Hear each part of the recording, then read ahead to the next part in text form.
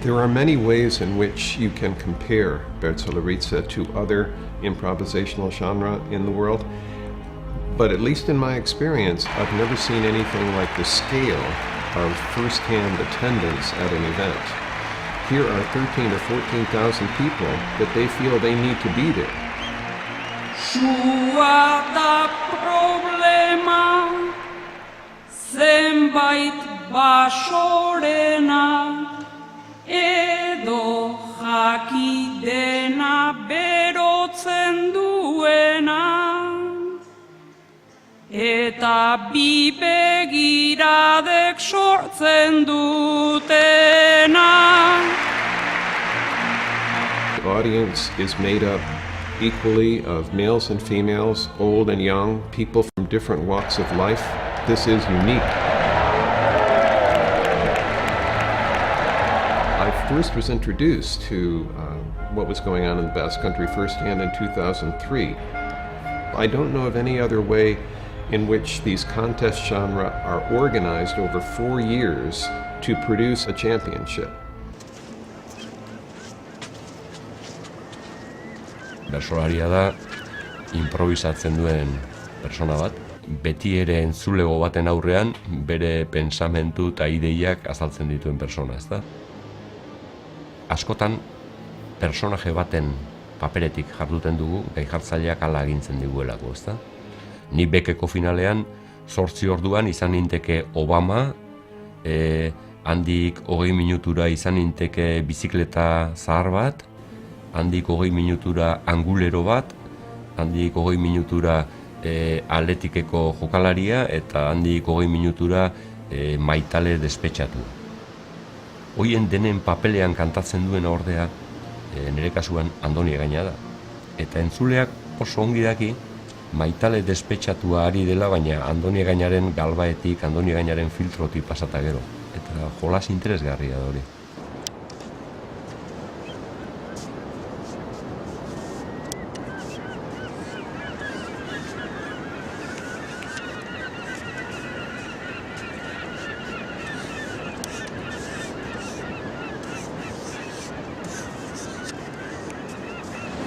Iluna barra, helduka, etorri naiz, ihoi dudan modura.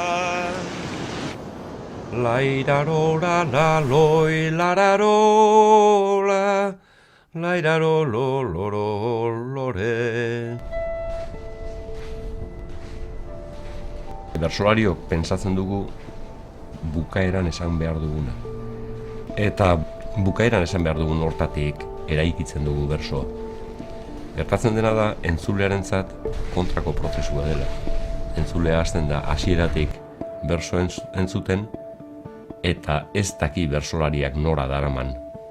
Bersolaria bai, bersolaria badaki entzulea nora daraman eta berak nora iritsi nahi duen, hain zuzen aldez aurretik pentsatu duen puntu hortaraxe. Atzeko zaurera egiten dugu beraz. Laidi dola laroirarare, laidi dola laroirare, laidi dola larolarale, laidere dora dolare.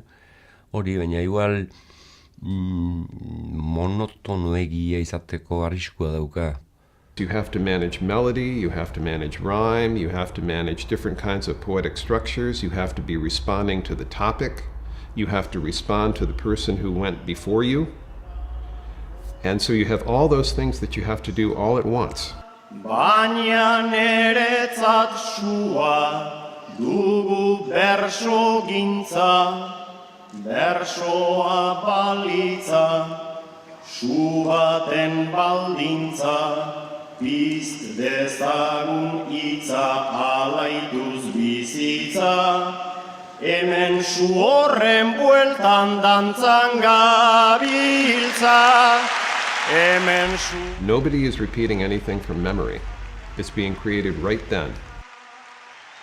Konturatu ginen, performance bat zela bertsolariok beti, usadioz, duela 100 urtetatik egin izan duguna, sormen momentua eta jendeari erakusten momentua bat bera izan dadin. Bertsolarien buruan gai baten zuten duenean zurrunbiloa dabil, ezta? Andoni, hauxe duzu gaia. Kazetaria zara. Badakizu, idazten ari zaren artikulua azkena izango dela. Zurrunbilotik lehenengo irteten dena da, hitz bat edo ideia bat.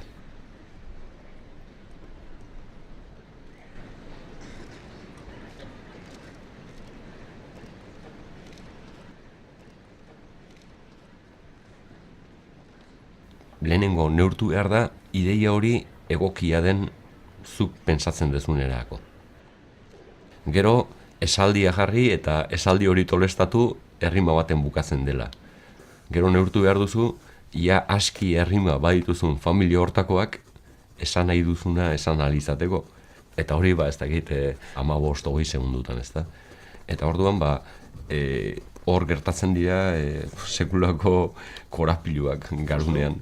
Lairarora la loi lararola, lairarolo loro lore. One of the things that people can learn from Bertolaritza is how the human mind can do things that we would not think were possible. Very, very complex, a lot of things to do at once, and to do it in an improvisatory way.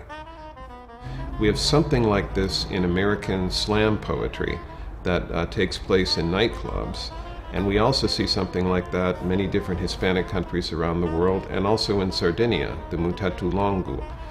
I think one of the best analogies for that, for me, is the music jazz. Jazz is improvisation too. Horrelakoak soberan daude, sagardotegi batean, sagardotegi batean. This is a very interesting part of the oral tradition here, that it occurs in many different social settings, not just a championship final, but in everyday life of real people. It's not a special event only. One of the features of oral tradition that interests me the most is the ways in which oral tradition serves as a group identity, a marker for group identity. It binds people together. It doesn't drive them apart, it binds them together. It's very clear here. Long before the creation of writing, it was our only way to preserve history and to make culture.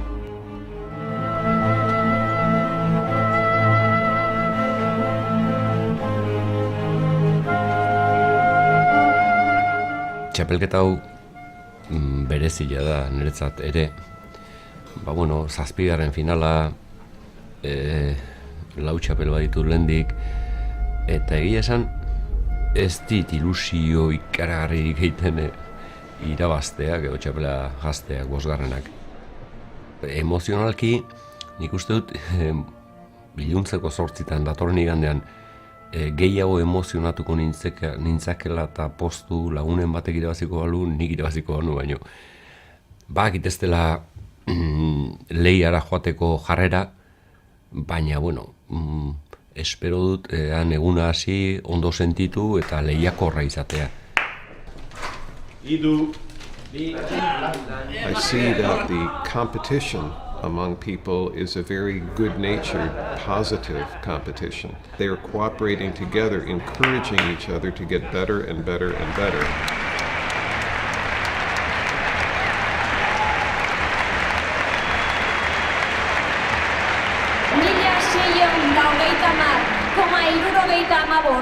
Punturekin, 2009ko txapelketa nagusiko txapeldun, Maialen Lujanbio!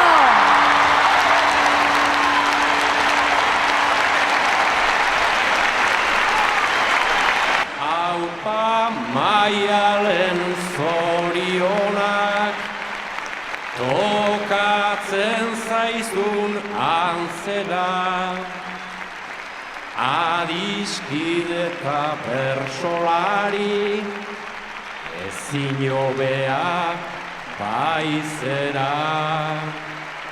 Zure baimenarekin noan, elkartea aipatzera. Gaur lanean zenbat jende, asko bolondrez gainera. Nik erabakia hartu dut, hemendikan 4 urtera. Naiz diferentzia badagon, egon jeiztetik jeistera.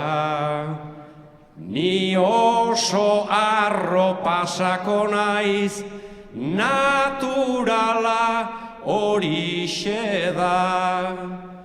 Behien aulkiak aipatzetik, behian aulkiak jartzera.